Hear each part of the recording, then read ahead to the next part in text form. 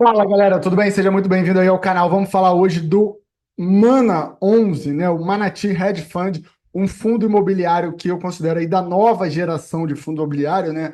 Com um mandato mais amplo, ele pode investir inclusive em outras classes de ativo, né? Como se fosse um hedge fund, mas focado ali no segmento imobiliário, tá? Vamos utilizar o relatório gerencial aqui mais atualizado.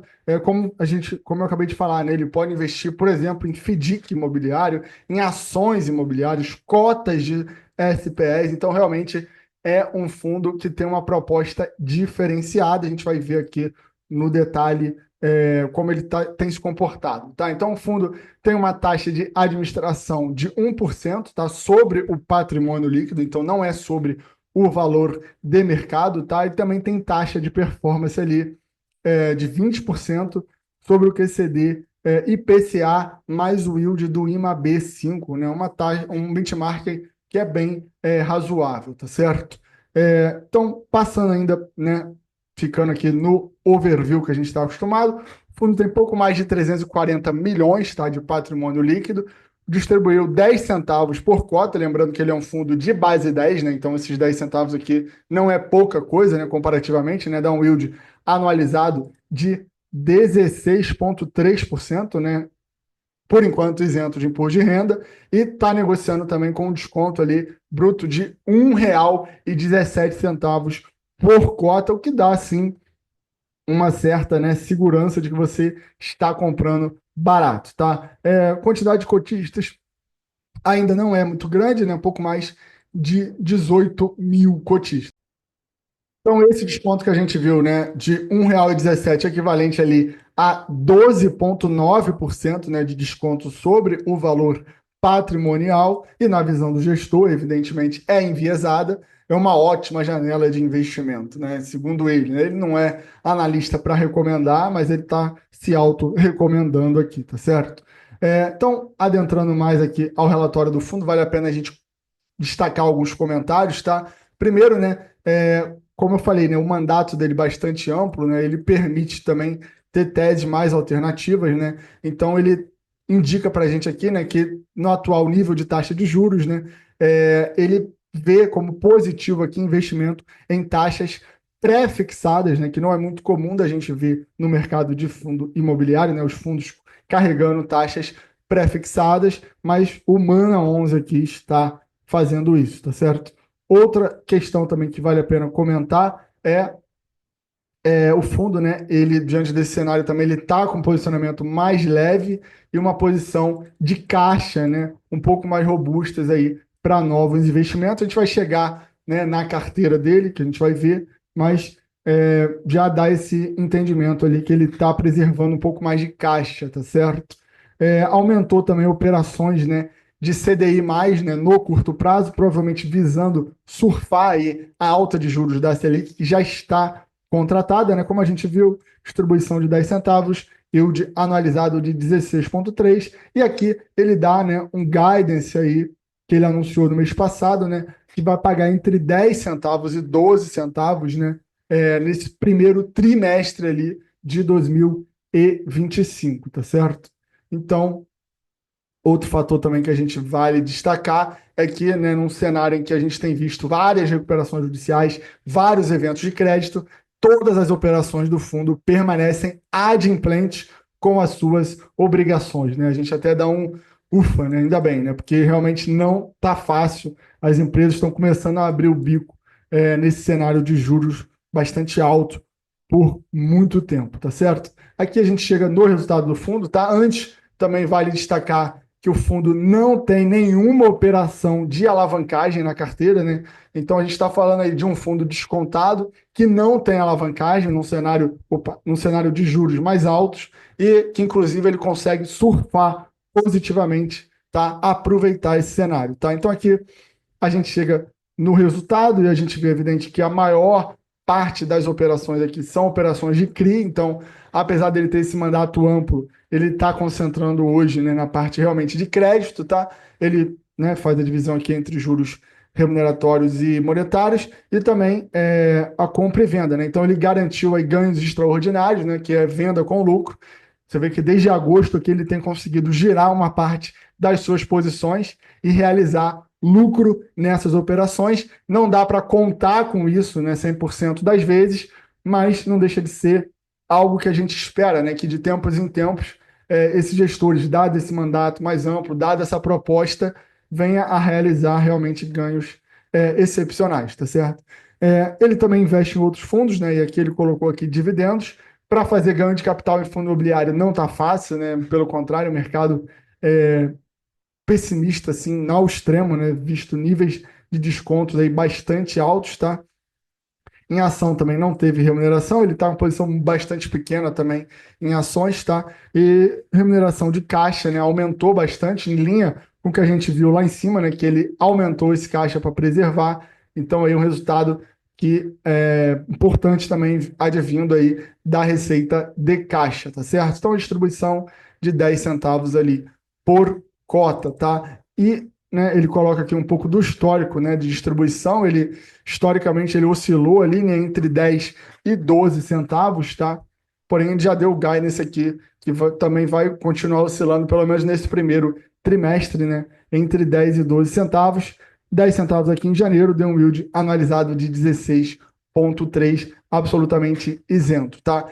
E esse valor, né, quando você coloca aqui, né, o que teoricamente se você fosse comprar a esse valor de mercado, a parte da carteira que a gente já vai ver atrelada ao CDI, você estaria levando equivalente a uma distribuição de 147,1 do CDI ou IPCA na parte da carteira atrelada ao IPCA de IPCA mais 10,1, tá? A expectativa, né, guidance de distribuição para o primeiro trimestre de 2025, que a gente já falou, né, vai até março, girando ali entre 10 a 12 centavos por cota. Lembrando que ele é um fundo de base 10, tá? Então tá aqui aquela tabela, né, de sensibilidade, que ele chama de análise de preço no mercado secundário.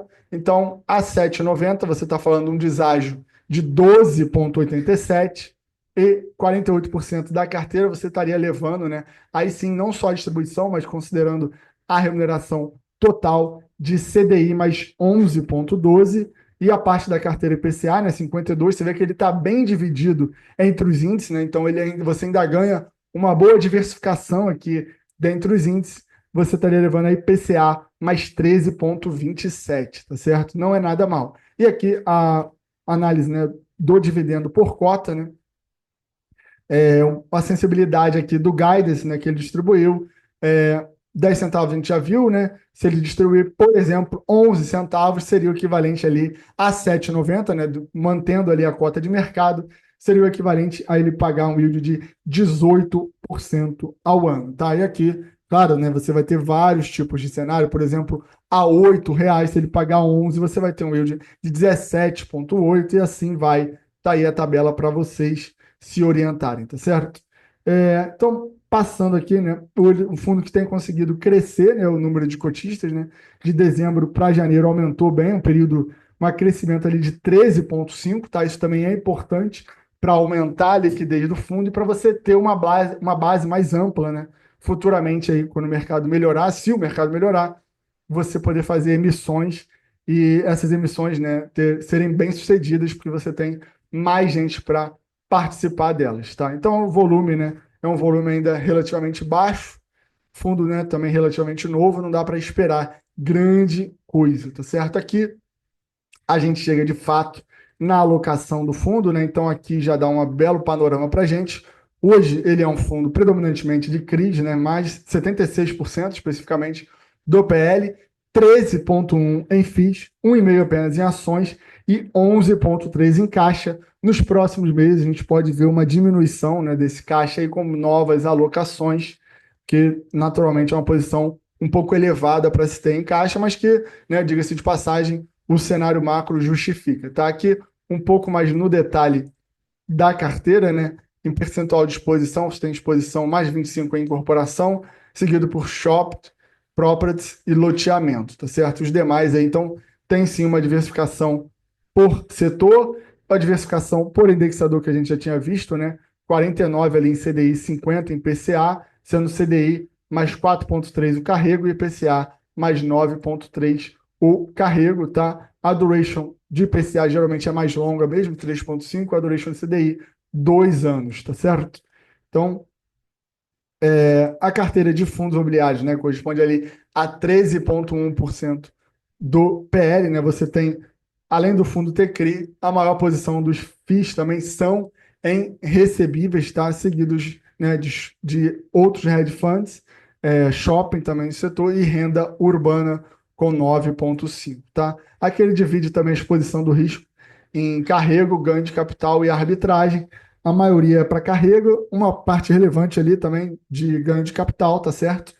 E a gente, para encerrar, a gente agora vai no detalhe aqui das posições, tá? Individualmente.